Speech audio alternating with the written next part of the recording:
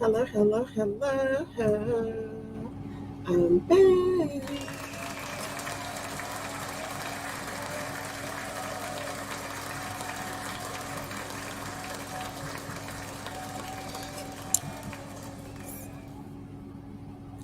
Giving all glory and honor and praise to the wonderful Lord above.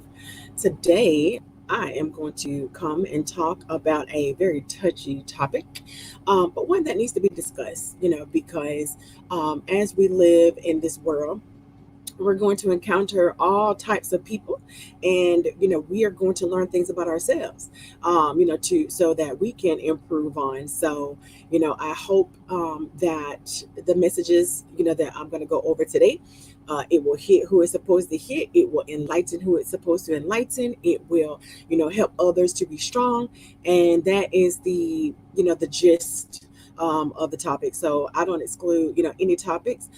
As I always say, the topics, they basically apply to me first, and then to everyone else.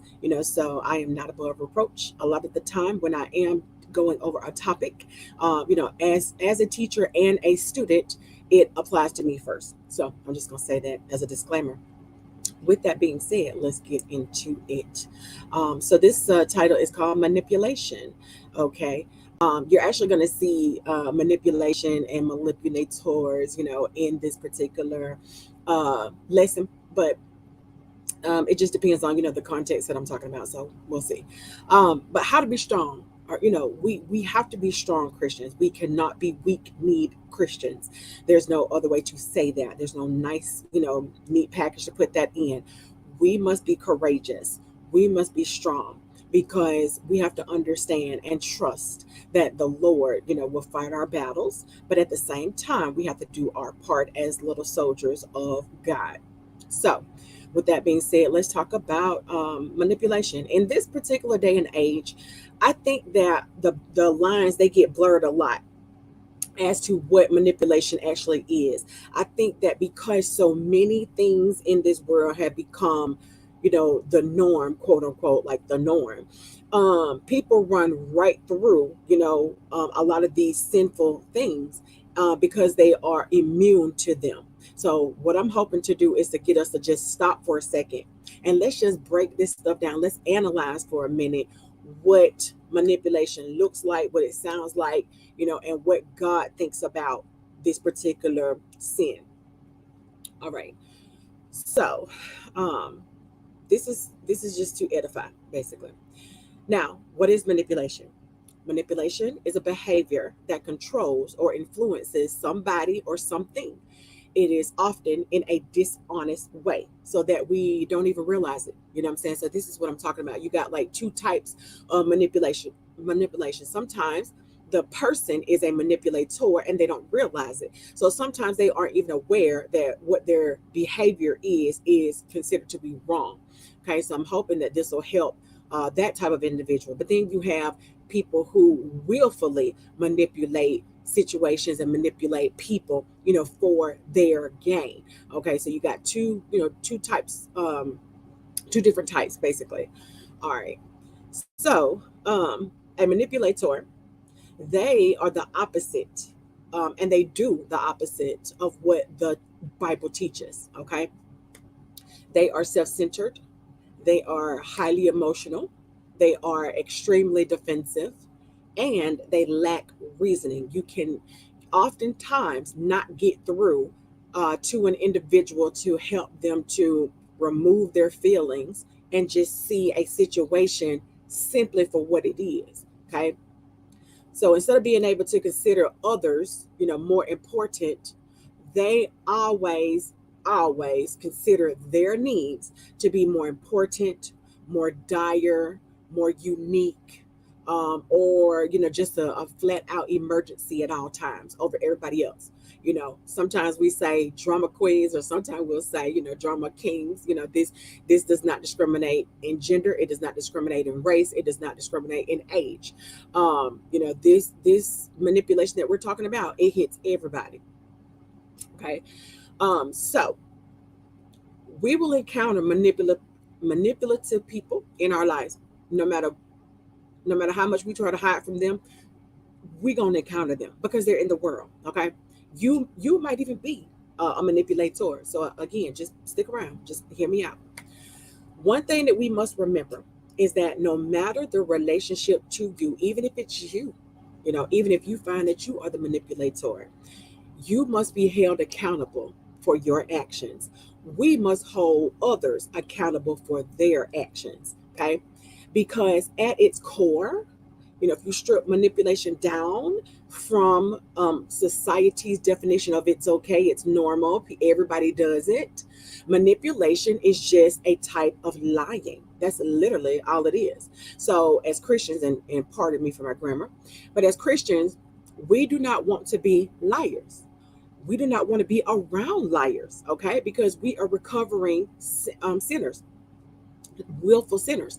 So, at the minimum, if you find that you have a manipulative trait, or if you find a manipulative trait in a loved one, you got to call them out. You got to hold them responsible. This is the only way that you can save them from certain damnation and save yourself from certain damnation. You know what I'm saying? Because you may find that it's hard to live with an individual like that, or it's hard to be around an individual like that, or maybe they trigger you, to your old man, or they trigger you, in some way, shape, or form emotionally, especially if you have gotten out of a manipulative situation. So, God says that we have to hold them accountable. We have to call them out. You can't just let that go, let it be. But there's a way to do it. Okay. So God demands that we stand firm and we tell the truth against all sin. Now, this is not just limited, to manipulation. This is all sin. Okay. So first and foremost, if you're going to call somebody else or tell them about their sin, you yourself cannot be a hypocrite. So a manipulator cannot tell another manipulator, not to be a manipulator. You must first stop being a manipulator yourself before you can go and warn your brother. So this even includes, manipulation as far as, telling the truth against all sin. So Ephesians 4:25 says, therefore, putting away lying, let each one of you speak truth with his neighbor, for we are members of one another. So in essence, this is kind of like I am your keeper in a sense. I'm watching out for you. I'm watching out for me. I'm watching out for everybody. Satan is behind every single manipulator. So if you really strip it down, manipulators are driven by Satan. How do we know that? John 8:44 says, when this particular apostle was being rebuked, Jesus was telling him, you are of your father, the devil. He was giving him a strong rebuke. And sometimes you have to give your brethren, a strong rebuke to the face. We have seen apostles do this to one another. We have seen Jesus do this to the apostle. We have seen Jesus do this to the Sadducees and the Pharisees. You must be strong. So he was telling him, hey, you are of your father, the devil, and the desires of your father you want to do. He was a murderer from the beginning, and he does not stand in the truth because there is no truth in him. When he speaks a lie, he speaks from his own resources, for he is a liar and the father of it. So, like I was just saying, Satan is behind every single attack, every negative attack, every sinful thing. It is because Satan is driving it. He's like a puppeteer with the puppets on a string. He is pulling the strings of the humans, causing us to lie to one another, try to manipulate each other for our gain, try to be self-centered, all of that good, crazy stuff. All right. So manipulators, remember this about manipulators. Okay. Remember this. If you don't remember nothing else, remember this one truth. It is not, I'm going to repeat it. It is not our responsibility to fix something that someone else destroyed. I repeat, it is not our responsibility to fix something that someone else destroyed. There's no scripture that teaches that Christians must fix or clean up what somebody else messed up. There is no chapter, book, or verse, or anything that teaches that we are responsible, for somebody else's actions. We are not. Sin is not inherited, from a father to a son or a son to a father. We are not born sinners. When we come into this world, little babies are innocent. Okay, so this is a behavior, and as all behaviors can be fixed, they can be changed. Don't ever let somebody tell you that if a person is a manipulator, there's no hope for them, because there's hope for every single person who has a bad behavior. Why? Because God said they do. God says you can fix it, you can change it. Okay? You do not have to be a slave to sin. The Bible teaches us that we are all responsible for our own actions. Okay? This is found in Romans 14 and 12. So then, each of us shall give account of himself to God. So on the judgment day, God is not going to ask us, what did so and so break and you didn't fix. That's not what God is going to say. Okay? God says right here, we are going to give an account for the things that we break, that we mess up, that we don't fix, that we don't get control of, that we don't change, and things of that nature. Okay, we got to give an account for what we do only. Okay, so how many of us know somebody that does not listen to reason or truth? I think everybody's probably raising their hand right now. Okay. Every single one of us knows somebody that does not listen to reason or truth. And this particular type of mentality, you will see a broken record in their life. And I equate it to, washing their hair. Wash, rinse, repeat. Wash, rinse, repeat. That record is just spinning. It's a broken record on the same little line. It never goes forward. It's the same situation. They always break it. They always want help. They always break it. They always want somebody else to fix it. The same individual does whatever they want to do their whole life. Okay? Just going through life making a mess. Then, when they run out of options, they want other people to help them fix it. And they also will guilt a person. So let's talk about that. In this life, there is something called consequences. Okay? A consequence is the result of what we do, what we sow. Okay? God says that if you break his law, there is a penalty, for breaking any of his laws. That still applies today. That's not an outdated, stipulation. It is still active today. We have consequences for our actions.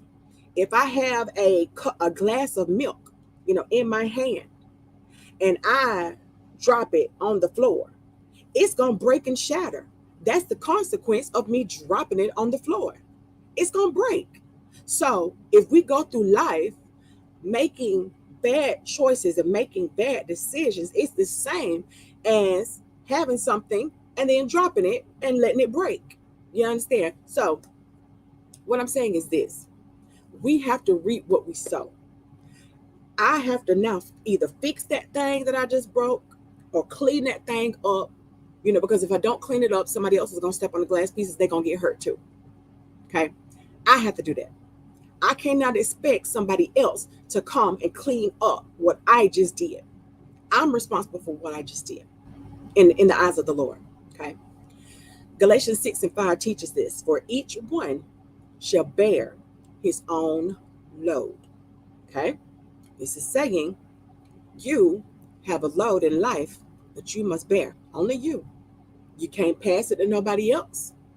You can't, clock in and clock out from it.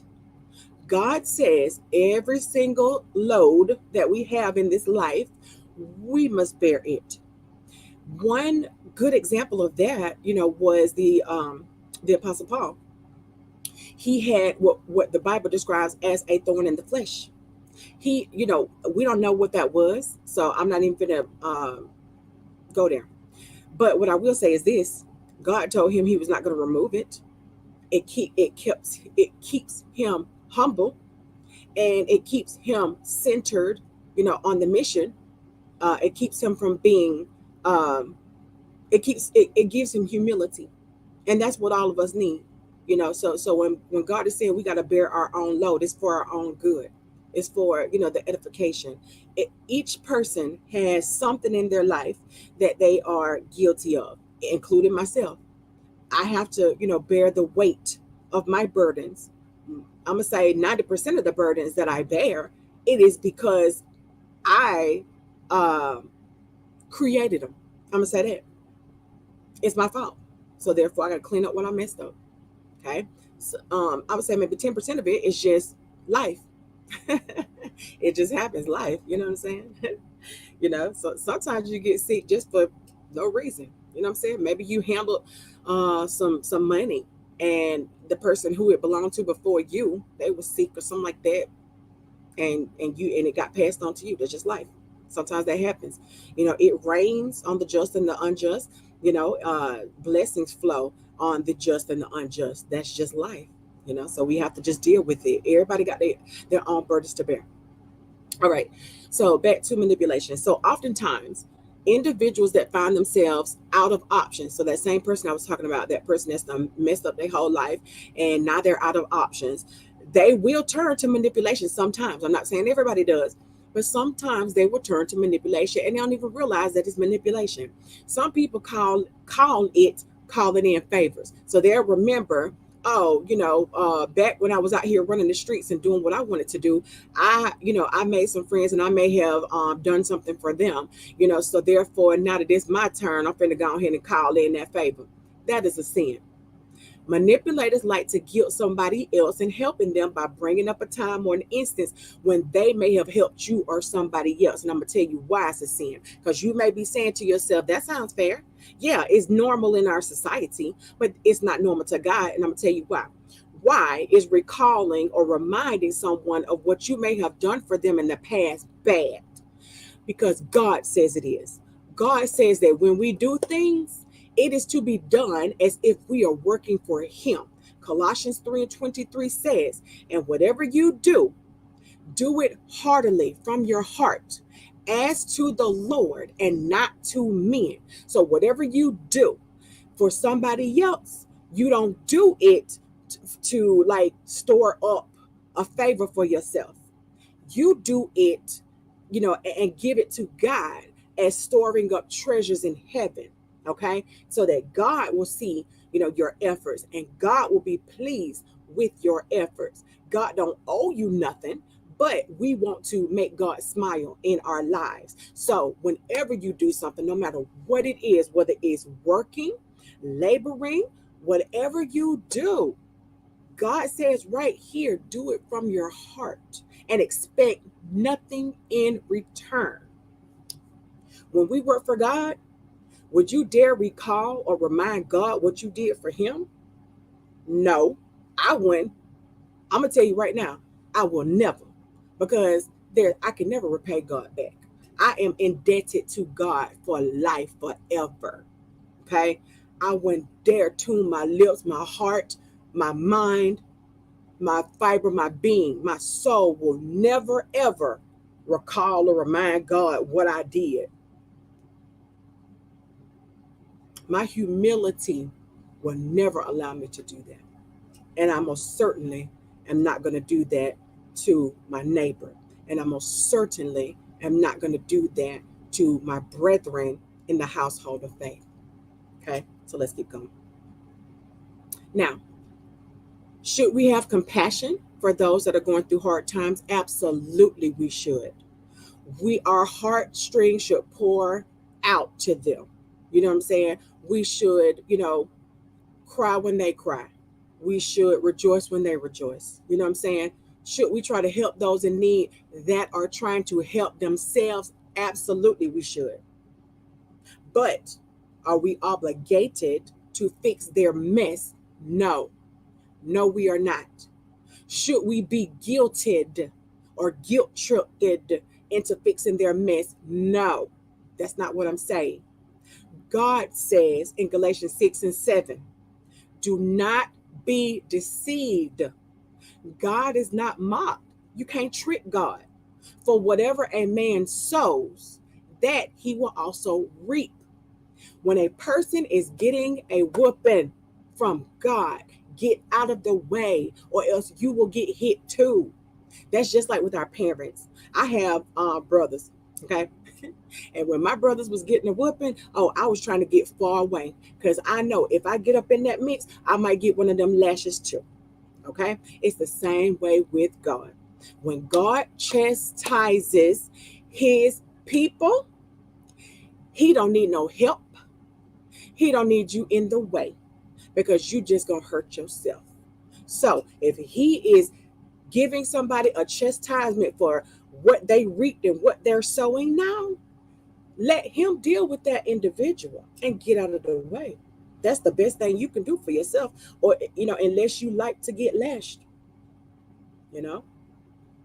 An individual will never learn from their mistakes if somebody else fixes it. And God, like I said, like God said, he ain't fooled. He's not deceived. He know what you need. He knows his creation. He knows what we need to stop doing the errors in our life. And sometimes it is a lashing. It is a punishment. It is a consequence. And he lets us go through that so that we'll stop breaking stuff. If we are not going to be partakers of a person's sin, then yes, we can help them, but only when they help themselves. Hear me clearly. If a person is out here messing up their life and then crying, woe is me, help me, and they are not willing to do the work that it takes for them to stop getting into this predicament, you might as well not waste your time, because that's what you will be doing. You're going to waste your time and you're going to anger God, because God says we're going to reap what we sow. Don't get in the way of that. Let that person reap what they sow so that they can learn. Okay? Now, if a person is not doing anything but guilting, manipulating, making excuses, talking, not walking, there's no need to involve yourself again in the matter.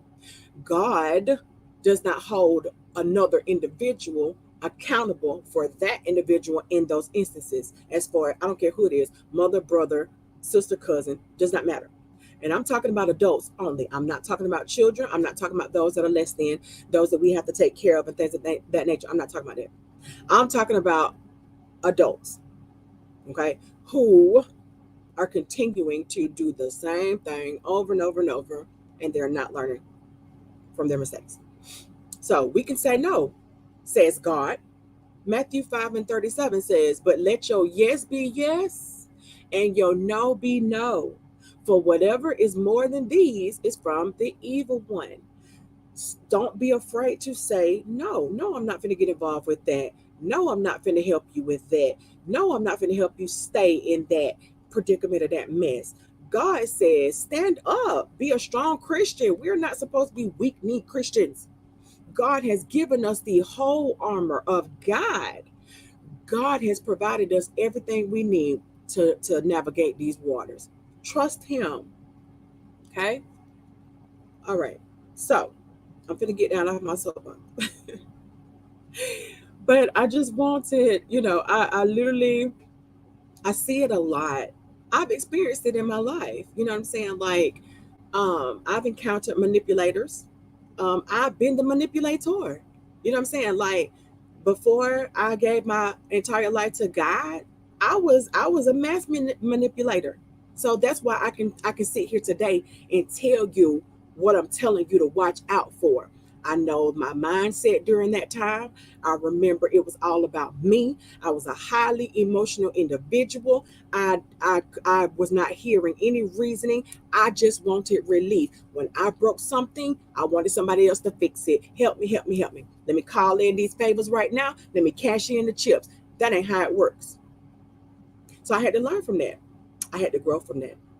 And I'm proud today to say that now I can teach others what to look out for. And that's simply what this is. I'm not here to bash you. I'm not here to critique you. I'm not here to judge you at all. You have to judge yourself according to God's law, according to what is written in the word of God.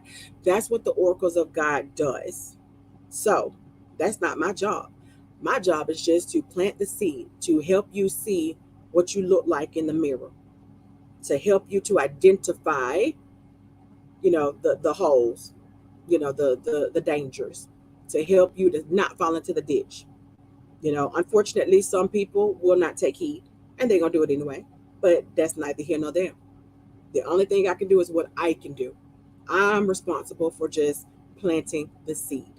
You are responsible for if you grow or not. Simple as that. I think so many times people get so invested in other people's lives to they don't understand their boundaries, and they try to plant the seed, make it grow, and give the increase at the same time.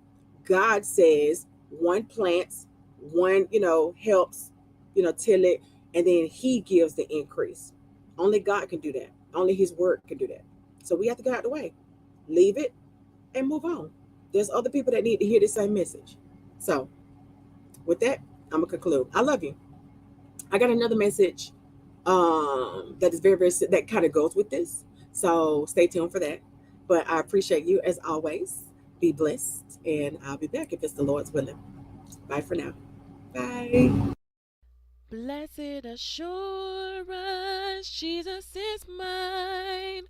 Oh, what a foretaste of glory divine, heir of salvation, purchase of God, born of His Spirit, washed in His blood. This is my story, this is my song, praising my Savior all the day long. This is my story, this is my song, praising my Savior all the day long.